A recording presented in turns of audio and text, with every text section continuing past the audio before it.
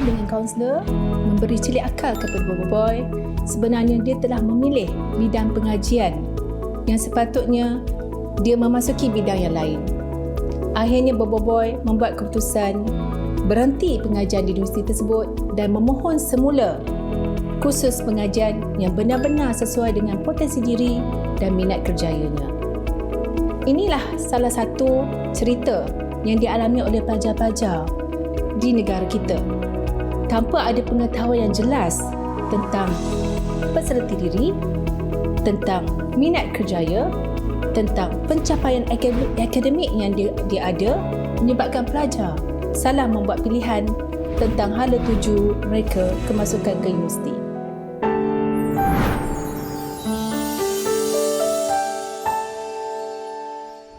Baik pelajar, saya nak bertanya kepada kalian semua. Kenapa kamu pergi ke sekolah? Mengikut kajian, anak-anak di Malaysia berulang-alik dari rumah ke sekolah selama 11 tahun. Bayangkan selama 11 tahun kamu menghabiskan masa berulang-alik ke sekolah. Sekiranya kamu tidak tahu kenapa kamu ke sekolah, itu adalah satu kerugian yang besar. Pergi ke sekolah adalah untuk mendapatkan apa? Kita pergi ke sekolah untuk mendapatkan ilmu dan untuk mendapatkan kemahiran. Dan setelah kita mendapatkan ilmu dan kemahiran itu, kita boleh menggunakannya untuk memohon pekerjaan. Jadi matlamat utama pelajar-pelajar pergi ke sekolah adalah untuk mendapatkan ilmu dan kemahiran dan seterusnya memohon bidang pekerjaan yang sesuai dengan potensi dan minat kamu.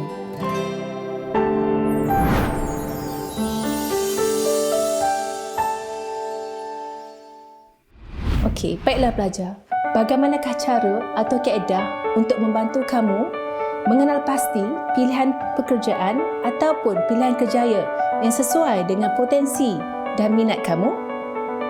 Baiklah, ada satu teori yang diberi nama Teori Cognitive Information Processing atau akronimnya CIP, CHIP. Teori CHIP ni adalah satu teori yang membantu pelajar mengenal pasti pemikiran kerjaya, meneroka semua aspek dalam pemilihan kerjaya. Baiklah, melalui teori Cognitive Information Processing ini, pelajar dapat belajar pertama cara mengenali diri, cara mengenali pilihan pekerjaan, proses membuat keputusan dan akhirnya memantapkan keputusan pilihan kerjaya. Jadi hari ini kita nak mempelajari lebih mendalam bagaimana menggunakan teori CHIP ni dalam membuat keputusan pemilihan kerjaya pelajar.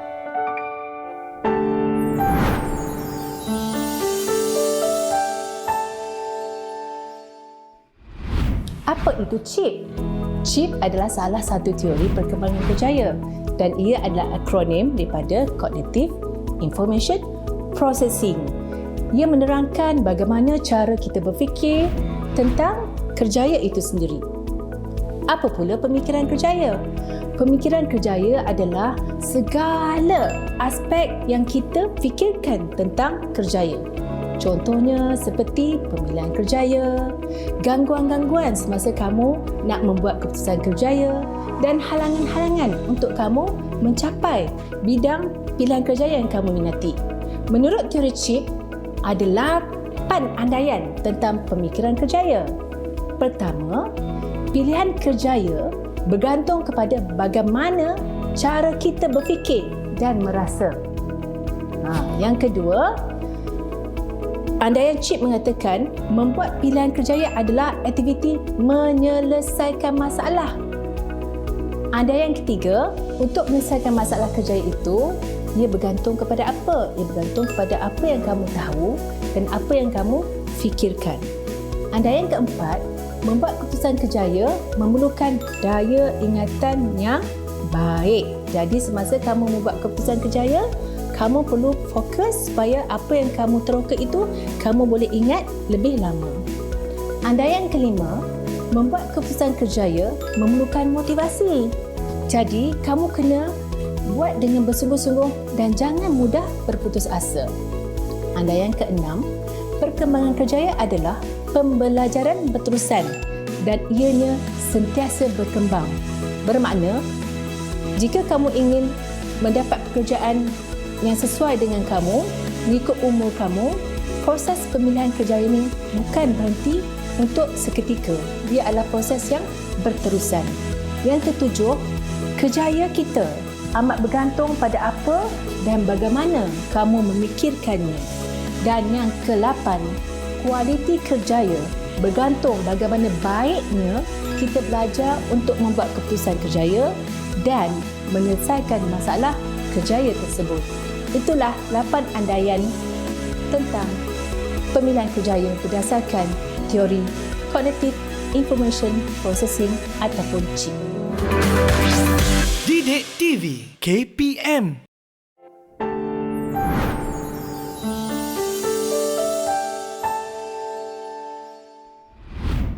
Baiklah pelajar, CIP dibina daripada 2 konstruk, iaitu pertama, piramid pemprosesan maklumat dan yang kedua ialah kitaran Casey. Apa itu piramid pemprosesan maklumat? Di dalam piramid pemprosesan maklumat, kita akan belajar pertama, mengenali diri. Kedua, mengenali pekerjaan.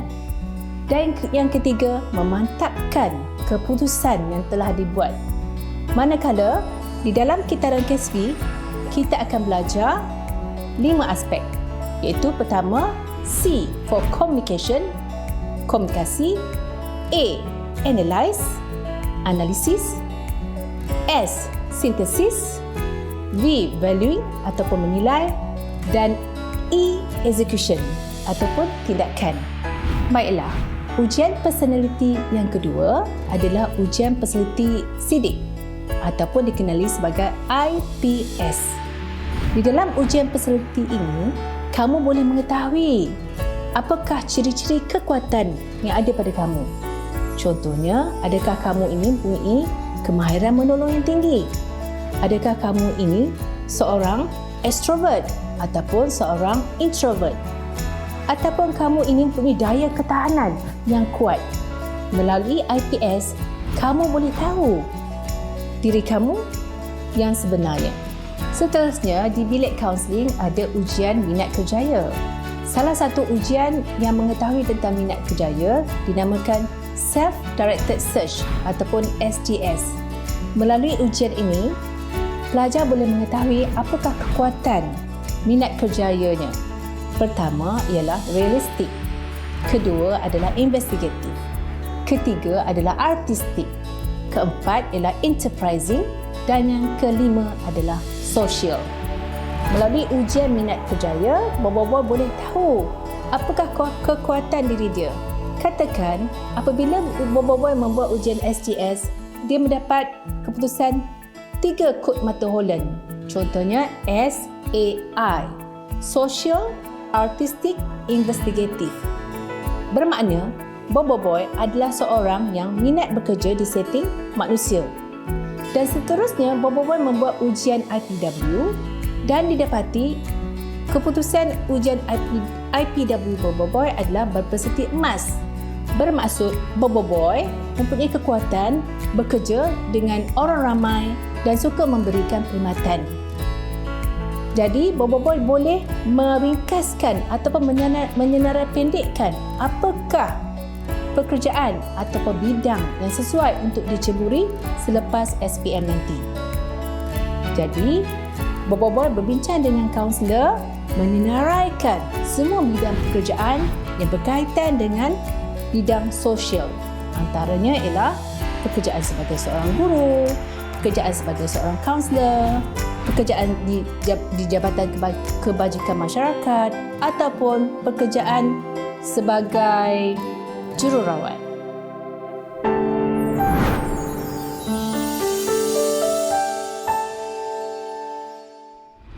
Bagaimana cara kamu nak mengetahui pekerjaan yang sesuai dengan kamu?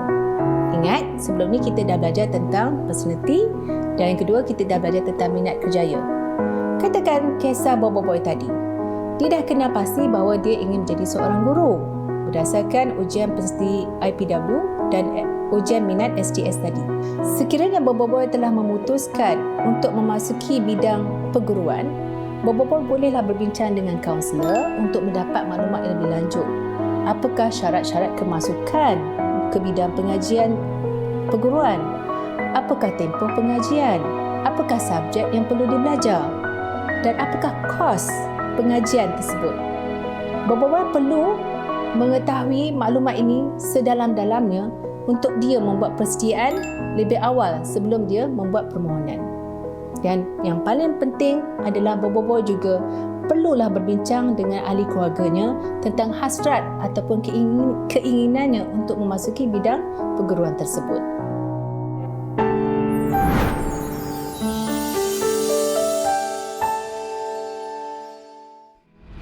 Baiklah pelajar, seterusnya kita lihat tentang kitaran KESFI. Ingat, apa itu kitaran KESFI? Kitaran KESFI adalah proses membuat keputusan.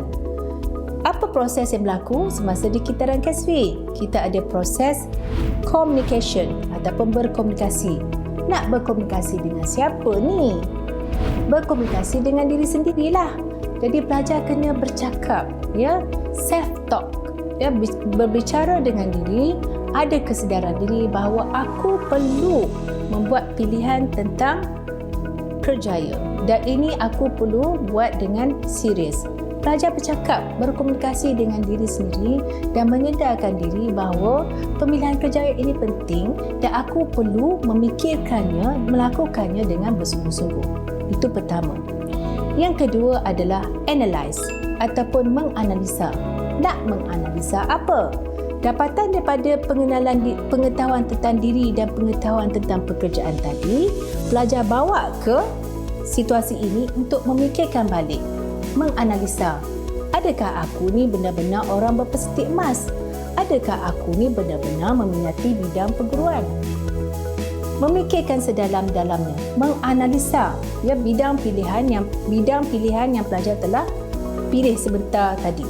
Seterusnya, pelajar membuat sintesis. Apa itu sintesis?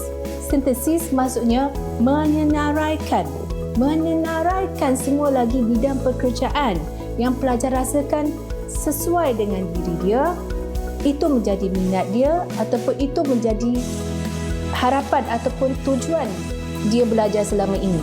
Selepas kamu senaraikan, kamu cuba memilih balik ataupun menyenarai pendekkan pilihan kerjaya yang betul-betul terbaik untuk kamu. Dari senarai pekerjaan yang panjang tadi, kamu telah menyenarai pendekkan. Itu adalah di proses menilai. Seterusnya kamu pergi pada proses execution ataupun tindakan. Macam mana kamu nak bertindak? Setelah kamu menyenaraikan pendek bidang pilihan pekerjaan tadi, katakan bobo-boy dia dah menyenaraikan bidang pekerjaan sebanyak 3, iaitu sebagai seorang guru, sebagai seorang kaunselor ataupun sebagai seorang jururawat. Bobo-boy perlulah mengambil tindakan pertama dengan menemuduga orang yang dalam bidang. Contoh, kalau bobo-boy minat menjadi guru, dia boleh berbincang dengan guru sekolahnya, bertanyakan pada guru, apakah kursus pengajian yang boleh diambil sekiranya dia ingin menjadi guru. Bagaimanakah perasaan, keseronokan bekerja sebagai guru? Jadi persoalan-persoalan itu bobo-boy boleh tanyakan pada guru sendiri, pada orang yang bekerja dalam bidang sendiri untuk meyakinkan dia bahawa dia memilih bidang yang sesuai dan betul-betul minat di hatinya. Didik TV KPM.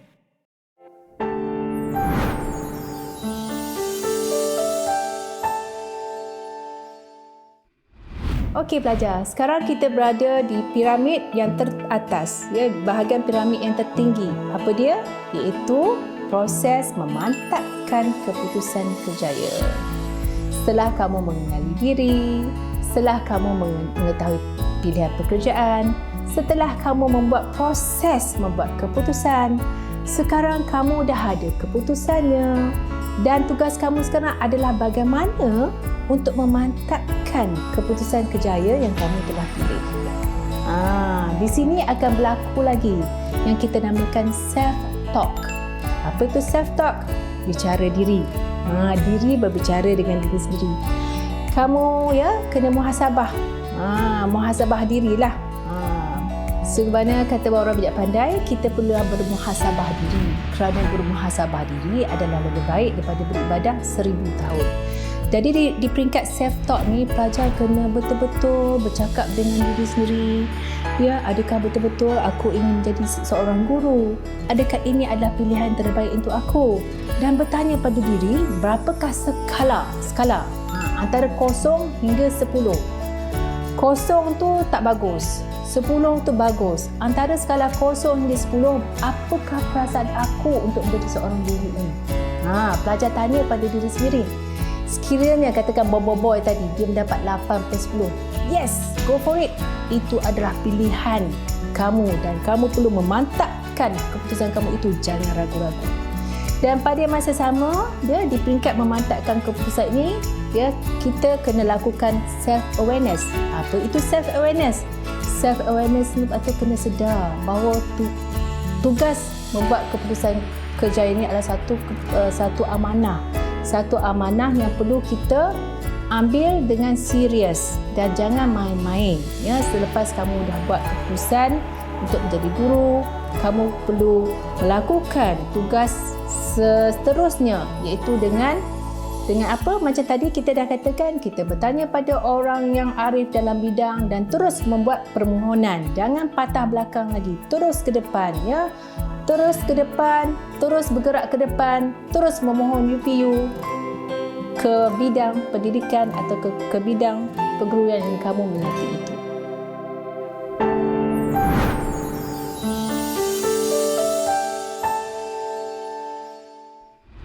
Baiklah pelajar, kepentingan pengetahuan dan kemahiran dalam proses membuat keputusan kerjaya adalah suatu perkara yang penting. Kamu telah mempelajari membuat keputusan kerjaya dan menggunakan pendekatan CHIP. Selain daripada itu, kita sebagai seorang beragama Islam bolehlah menggunakan nasihat-nasihat ahli agama kita bagaimana cara kita untuk membuat keputusan. Salah satunya adalah dengan menggunakan istikharah dan musyawarah. Apa itu istikharah? Istikharah adalah kita memohon petunjuk daripada Allah Subhanahu Wa Taala bahawa memberi kita kepastian, memberi kita keyakinan bahawa itu adalah keputusan yang kita pilih. Seterusnya kita buatlah musyawarah. Apa itu musyawarah? Musyawarah adalah proses kita berbincang. Berbincang dengan siapa? Berbincanglah dengan orang-orang pakar dalam bidang. Berbincanglah dengan kaunselor kamu, berbincanglah dengan ibu bapa kamu. Semoga selepas kamu melakukan proses perbincangan itu, kamu semakin jelas untuk membuat keputusan tentang hala tuju pemilihan pekerjaan kamu. Sesungguhnya, orang yang melakukan istikharah dan musyawarah tidak akan menyesal. Jalanilah proses membuat keputusan kerjaya ini dengan sebaik-baiknya kerana ia akan menjadi satu kenangan indah kepada kamu bila kamu dewasa nanti. Membuat keputusan kerjaya bukanlah sesuatu yang segera dan tergesa-gesa. Kamu mesti ada ilmu, kamu mesti ada cara, kamu mesti ada keedahnya. Dan ia bukan hanya sehari dua. Membuat pemilihan kerjaya perlu ada perancangan. Kerana orang-orang yang berjaya, kerana orang itu berjaya merancang. Dan orang yang gagal, kerana ia gagal merancang. Setelah kamu melalui semua proses ini, kamu disarankan bertawakallah kepada Allah dan yakinlah sebagaimana surah Al-Imran ayat 1-9. Kemudian apabila kamu telah membulatkan tekad, maka bertawakallah kepada Allah Subhanahu Wa Taala. Baik pelajar, sekian saja perkongsian kita hari ini. Dr. Liana ucapkan semoga pelajar sentiasa berjaya dan ceria. Jaga diri, sayangi diri. Bye-bye.